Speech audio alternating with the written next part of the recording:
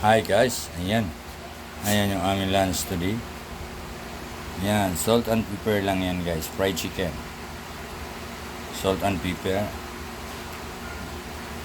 Kalahating oras ko siya minarinate doon sa asin at paminta. Ang purpose ng paminta powder mga guys para mawala ang langsa ng manok. Ayan. Wala siyang gaw-gaw. Wala lahat. Salt and pepper lang ang tinimpla ko dyan mga guys. Diba? Yan ang aming lunch today. Ayan. Diba?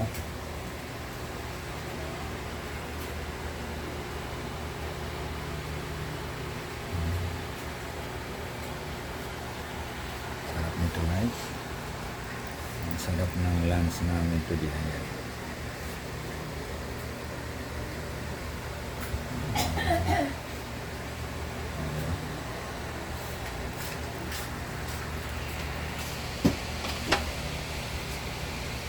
Sarap ng ganitong ulam mga guys.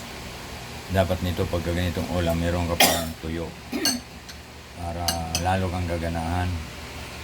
Ang partner kasi pagkasabaw dapat meron kang tuyo or katulad yan ang fried chicken. Di ba? Di ba? Salt and pepper lang siya mga guys. Ayan. Ano lang siya guys. Maraming sarap niyan. Promise.